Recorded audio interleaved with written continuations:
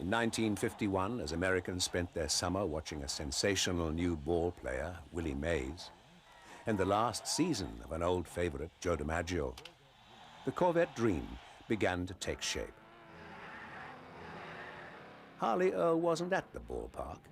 He spent his summer at the races, watching the world fall in love with foreign-built sports cars.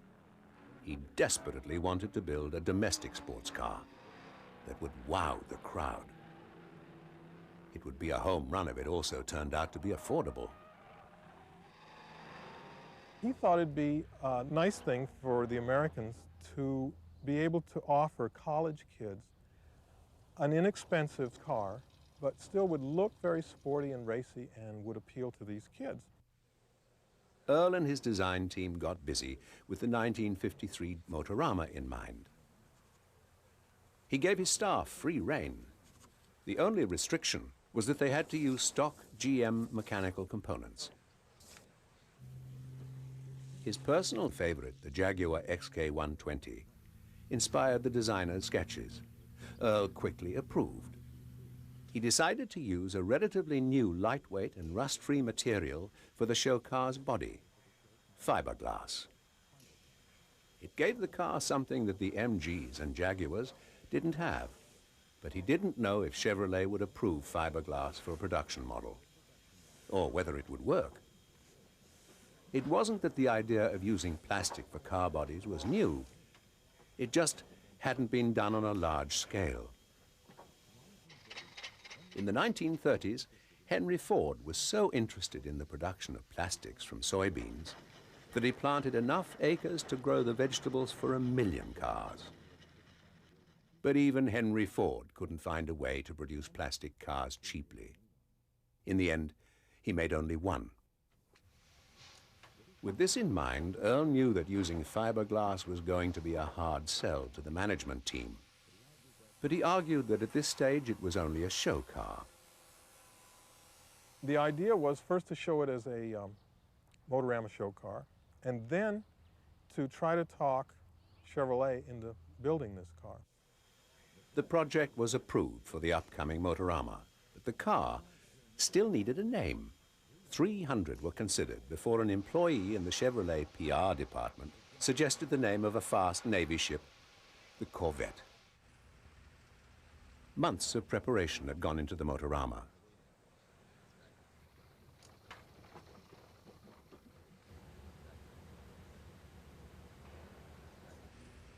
It wouldn't be long now before the public got a look at the new Corvette.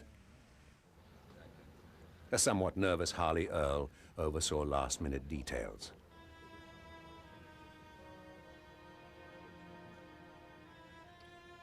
The stakes were high. This 1953 show car had to be a hit, or his dream would die. Finally, it was showtime.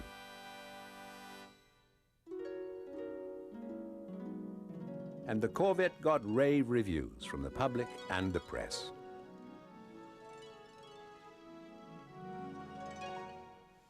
Because of the response to the show car, Chevrolet scrambled to produce the Corvette.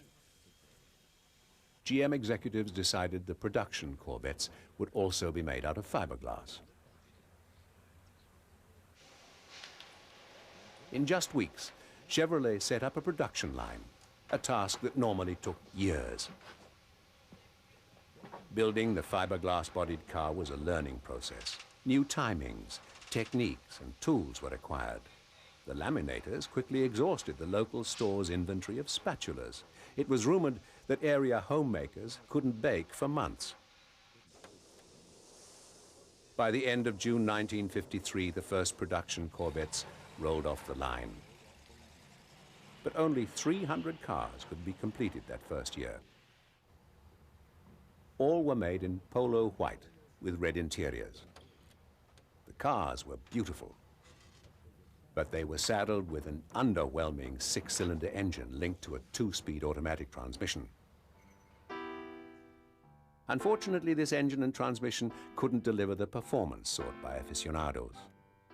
And the car's steep $3,500 price tag was well above the $1,800 target price. The initial public approval began to wane. It was sort of neither fish nor fowl. It was just a boulevard sports car. Sheer and simple joy. To make the most out of the few Corvettes available, Chevrolet spoon-fed them to high-profile customers, like the first host of NBC's Today Show, Dave Garroway.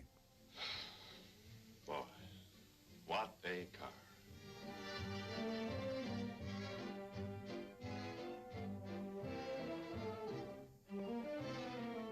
But the public was not convinced. By the next model year, 1954, the production schedule was a bit smoother. More than 3,500 cars were built. But even dropping the price almost $1,000 didn't stimulate demand. Nearly half of that year's production run would remain unsold.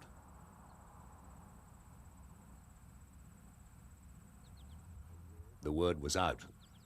The Corvette looked like a sports car, but it just didn't have that sports car feel. The Corvette appeared to be doomed.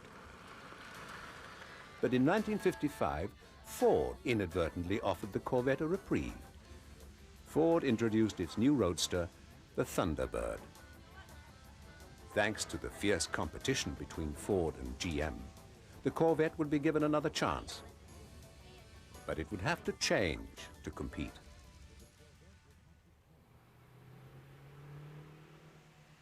While it had been styling's baby, now engineering would have to come to the rescue.